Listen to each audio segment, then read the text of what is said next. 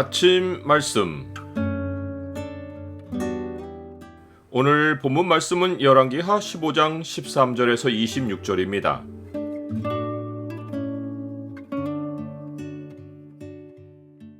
사회가 험악해지는 것이 심판이 임할 징조이다.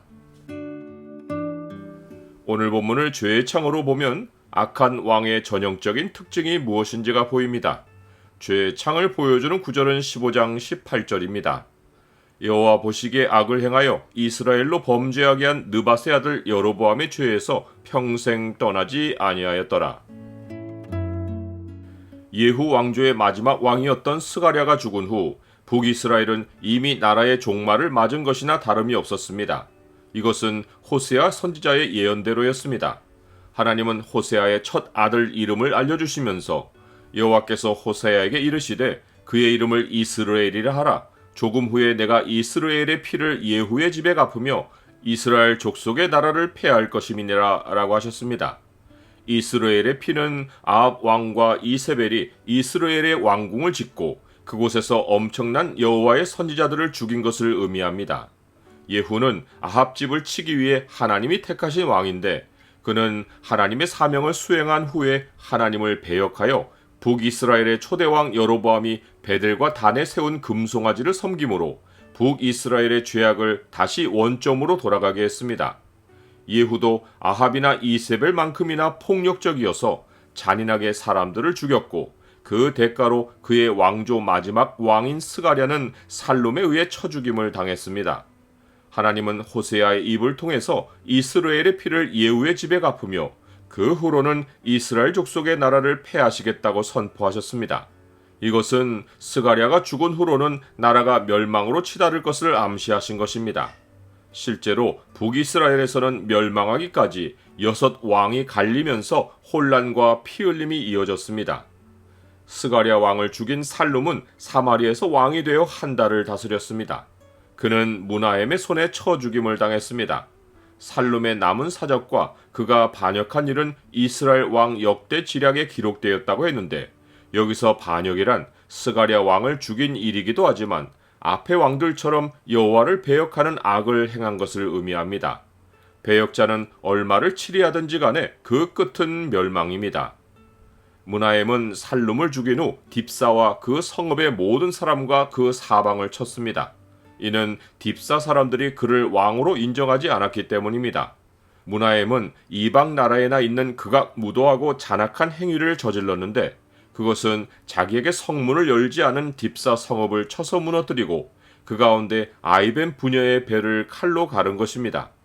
나라가 종말로 치닫는 과정에서 온갖 잔인한 폭력이 약속의 땅에 유입되어 시행된 것입니다. 이때 아수르 왕 불이 서방 원정을 제기했습니다. 불은 디글랏 빌레셀이란 이름으로도 알려졌습니다. 이 시기는 북이스라엘 나라가 멸망하기 20년 전으로 아수르 왕은 이스라엘 땅을 쳐서 애굽과의 무역로를 만들려 했습니다.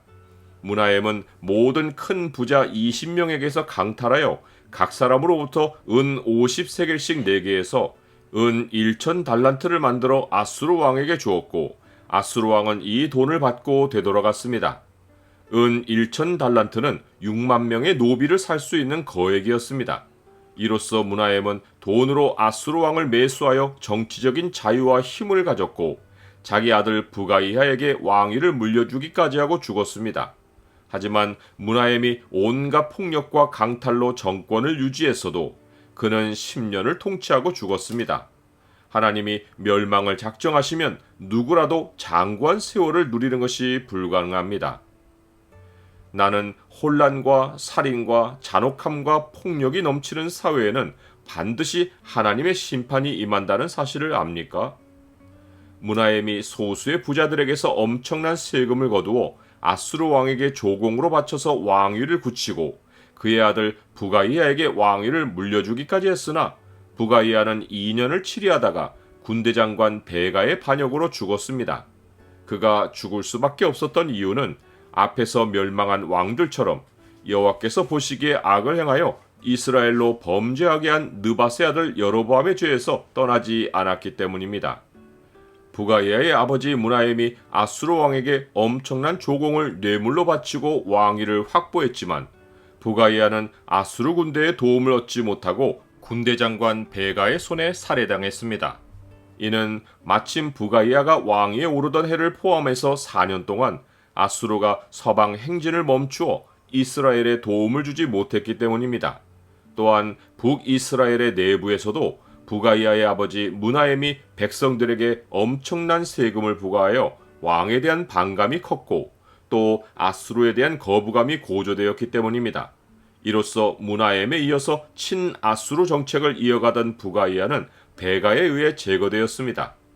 돈으로 자리를 굳히고 외부 세력을 의지하여 사람들을 견제하고 그래서 끝내 바라던 것을 이루는 것은 성공이 아니라 멸망의 지름길입니다.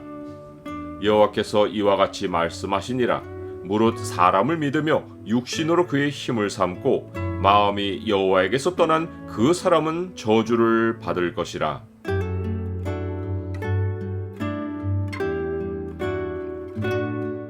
주님은 말세에 고통하는 때가 이를 것을 말씀하시면서 사람들이 돈을 사랑하고 무정하고 원통을 풀지 않고 배신한다고 하셨습니다.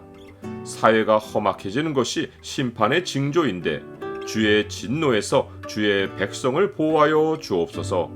예수 그리스도의 이름으로 기도드립니다. 아멘.